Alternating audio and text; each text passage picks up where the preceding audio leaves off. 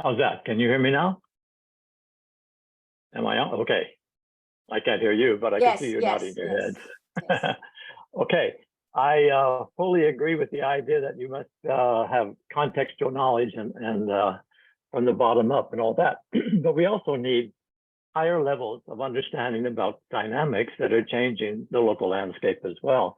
So that's what I want to do, is go through some of the mega trends that are coming towards Hong Kong, or even in Hong Kong, that make us think about what is the agenda that we have to go through when we analyze and we kind of take the plan seriously and look at the very components of it.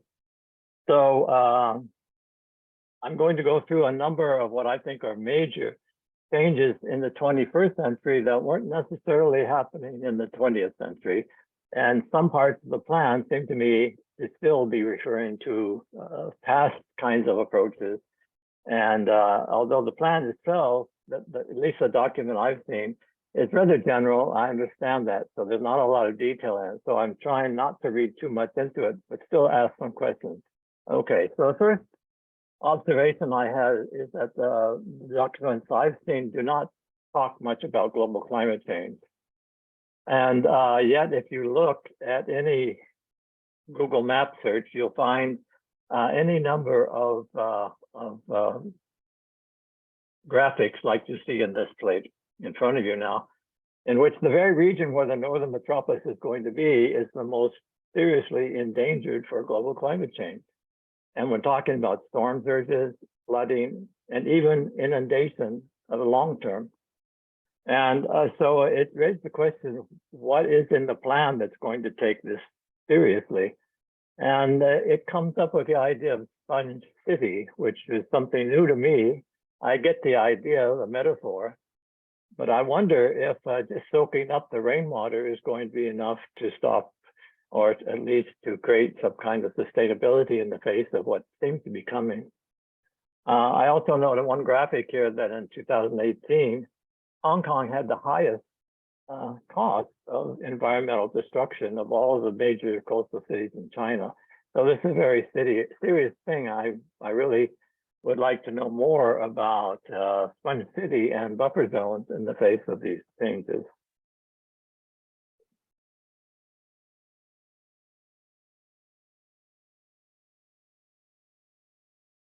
Okay,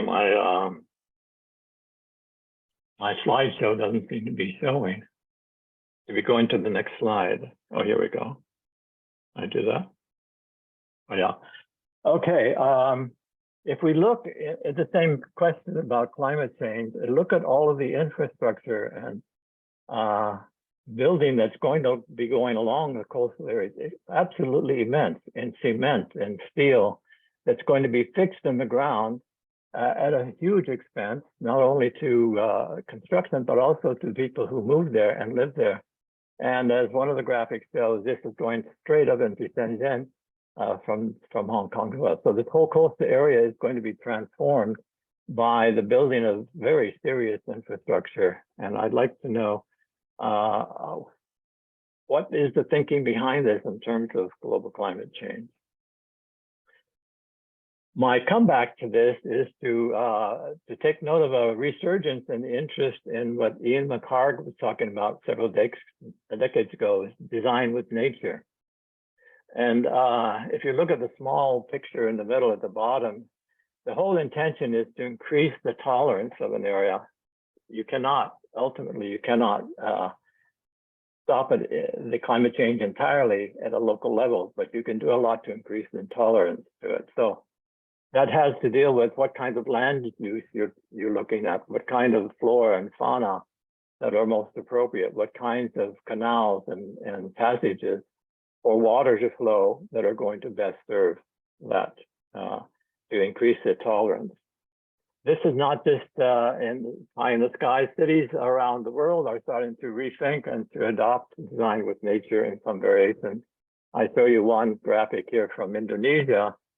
The intention is to let the water flow through it, to identify those areas that will be inundated, and then to plant for them not to be high-risk areas in terms of loss of life and other variables. So this is very different than the rather tired idea of compact city, which has nothing much to do with nature itself, but really it's about how to deal with planning cities with nature. Another huge effort that is quite impressive is actually in the European Union, and the idea of rewilding Europe that's being organized on a multinational level. That includes from the city to the far wilderness, and it includes corridors and ecological zones or ecological areas that can sustain themselves. And I think this is really very impressive, and it's worth looking at. I note on the right of the screen that all of the flora and fauna and in Hong Kong isn't just in the Northern Territories, it's throughout Hong Kong itself. And so it's worth looking at it. What I noticed in the document about the Northern Metropolis is there's going to be some mountaintops that are restored. That's fine, but I think there's a need to go much further than that and talk about how the corridors along the coastlines and the settlements can then also become part of an ecological planning. So like all good planners, we don't want to just end up with criticism. We also want to propose some alternative ways of looking at things. The second feature that I note in the document is a great reliance on securing the future of a new Silicon Valley or Silicon Technical. And I note that there have been many would-be Silicon Valleys throughout the world, but very few have actually succeeded. And then the mystery of the grandmother of them all in California is how it has succeeded. And I was teaching at Stanford for a while, so I got immersed in that. And it turns out what the real secret is the capacity, the attractiveness in terms of amenities, public spaces, inclusive of outside the firm, places where people meet and talk and share information is very important.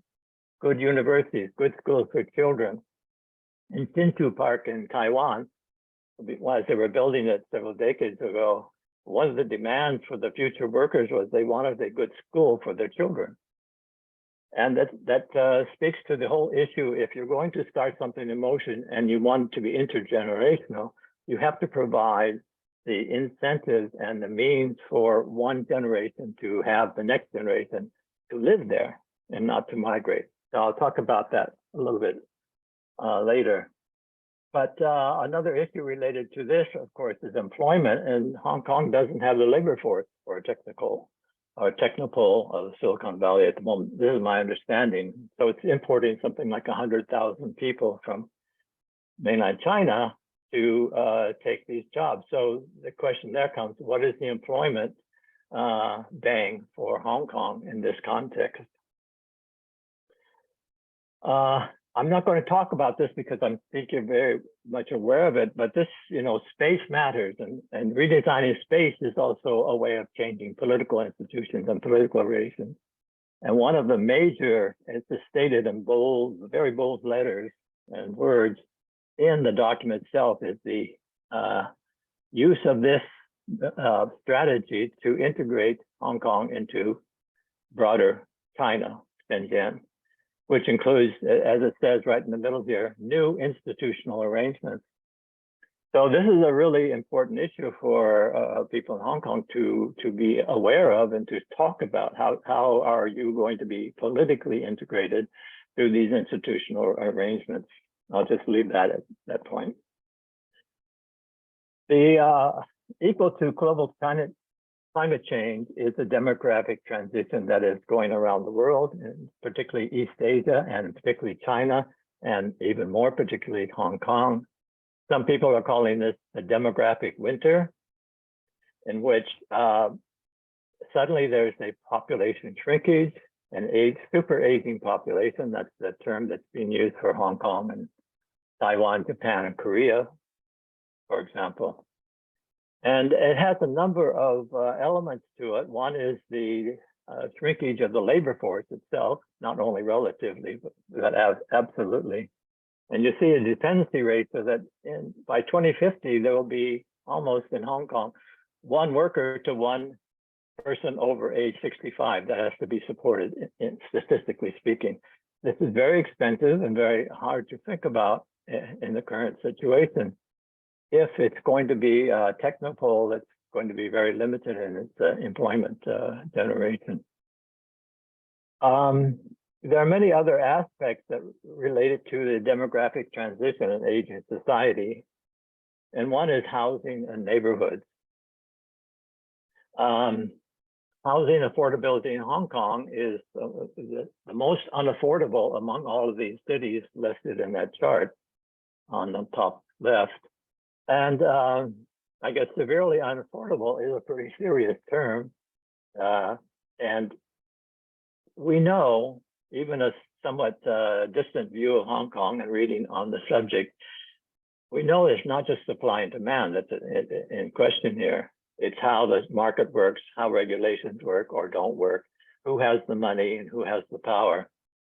So the plan's intention is to build somewhere between 1 million to 2 million housing units, as that's going to solve the problem. Well, there are a number of issues involved. Will it also generate enough employment so that people can actually live and work in the Northern Metropolis, or will they become commuters? And we know that low-income people cannot commute. I mean, it's really very expensive to be a commuter. So there has to be a lot of employment generation.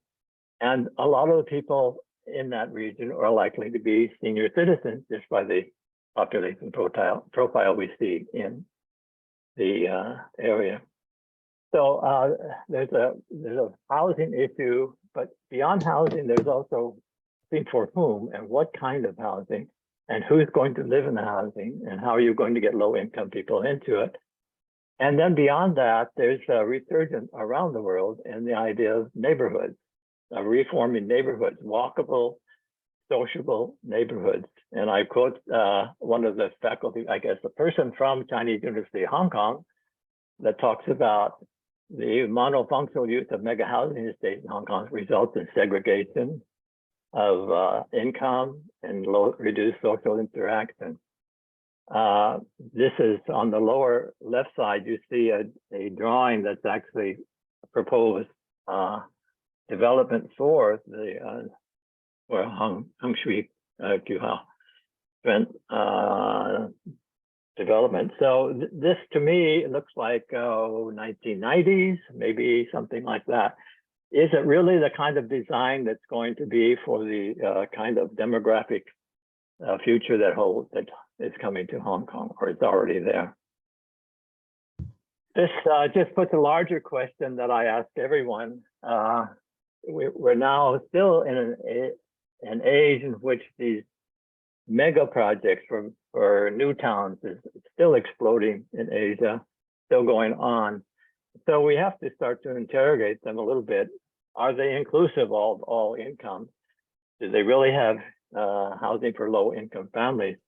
Were environmental impact assessments made before and during and after? And are they really built for extreme weather events, flooding, and other environmental vulnerabilities? What are the impacts on the pre-existing settlements? And do they have participatory, transparent, and accountable processes of governance? And some of you are familiar with the idea of the right to the city. And one of the defining aspects of the idea of the right to the city is the right to change the city. Once you live in these places, can you change it? Can you put your club, your church or temple in the neighborhood? Can you actually change where you're living? Most of these places you cannot. And so you're kind of stuck in this idea of a utopia. The definition of utopia, which is it's so perfect you never need to change it. And so you're in that forever. In places like, well, China as well as Korea and other places, they've come up with the idea of a ubiquitous city, and you have to completely erase the landscape of the previous settlement, so you can start all over with a white blank canvas. Okay, so I warned our good friend Susanna from Delft that I was going to talk a little bit about Netherlands, and just there's a belief that East Asia is so crowded, cities are so crowded, you must go high rise. But in fact, there are a lot of countries, including a big debate in Singapore about having low rise, high density cities. And Amsterdam is one place that seems to have done that by just having 3-story buildings that have the same population density of many, many cities in Asia. So I think we should start entertaining low-rise, high-density cities with walkable streets and knowable neighbors. In addition, it says on the lower right-hand side, we have to look at environmental impacts of tall buildings. And it shows that they not only create hot wind tunnels, and they also contribute to global carbon by about, it says, increase the whole life cycle carbon emission by 142% over low-rise buildings. So the environmental impact of making big buildings, tall buildings, is not insignificant at all. I don't know if this idea can get across to the planners in many countries. Singapore government resisted, and it's still going on with high rise. So throughout the world, there are also many, many movements to recapture, restore, remake the neighborhood, and also to make new kinds of housing. It turns out, if a particularly aging society, that neighborhood is very important for sanctuary, local knowledge, for reciprocity, redistribution, social capital, and safety and security. In terms of housing, the idea of co-living, of creating a larger possibility for many single people living together and sharing certain functions like the kitchen or a living space, but having their own rooms and their own place to live inside, is taking on. In Hong Kong, there's a lot of talk about intergenerational cohabitation model, so the elders are not just left alone. One of the biggest problems in aging societies everywhere, particularly in Japan and Korea, I suspect even China, is this idea of this phenomenon of dying alone, where aged people simply die and no one knows they died because they never go out and they're just in the apartment. In Japan, there's some gruesome cases of even a couple of years, the person has been dead in an apartment. So we have to understand that just building a house isn't enough. House is fundamental, but it's also the neighborhood and where you live and who's going to take care of you or who you can socialize with for your psychological and physical well-being. Beyond the house and neighborhood, there's also the idea of narrowing streets by building things into the streets so people can actually sit and meet, and breaking this hold of big cities by very big wide boulevards. In the case of Suwon, the mayor had a project to have no cars in certain part of the city. And for the first several months, the residents of that neighborhood resisted tremendously. We want our cars, we want our cars. 1 year later, they all said, hey, this is pretty good. And they voted not to have any cars come back in that neighborhood. So it's a deliberation, it's a local government, citizen kind of interaction. It took a lot of time to talk about and to discuss and to agree on. But at the end of the day, it was the people who lived there who decided that they would change their big car city into a no car city. So it's possible. Okay, lastly, I think I'm within my time period that becomes sense for me, is a big topic of rural-urban dichotomies, one I've been writing about for many years, and there are many misleading statements about rural-urban. One is that rural is only agriculture, and city is non-agriculture. One is that rural is poor because they're not connected, and we could go on and on. The truth is that, particularly near large metropolitan centers, you'll find that the rural areas around them have a lot of non-agricultural activities going on. More than that, if rural incomes are to rise and pace with urban incomes, you have to have more of the upstream and downstream linkages, the processing of agriculture products. The real value added isn't in the crop itself. It's actually in the milling of the crop, in the packaging of the crop.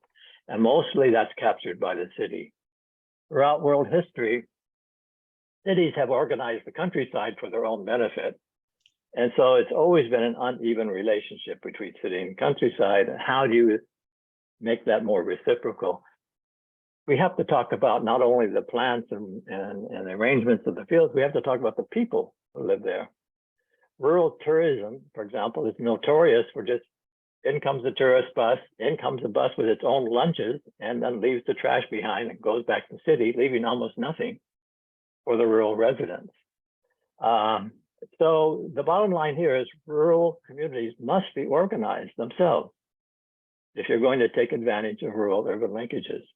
Otherwise, it will be what you're seeing throughout Asia at the moment, and particularly China, depopulation of rural areas. The children will not stay. The incomes aren't enough. So just prettifying and making tourism come to rural areas simply isn't enough. You have to mobilize people and empower people to take equal partnership, as previous speakers talked about, in these relationships. Otherwise, it's really almost intractable. You can see almost in every country in Asia now, rural areas are massively depopulating. And once you reach a certain area, a certain level, you can't reverse it. And climate change is also impacting rural areas tremendously in flooding, in drought, and so on. So there's a lot of work that goes beyond the superficial, let's build more roads to the rural area to help rural people out. Maybe that's a topic we'll take up in another seminar, as I understand. Okay, so that's my presentation. I hope there's a lot of questions we can talk about more. Thanks so much.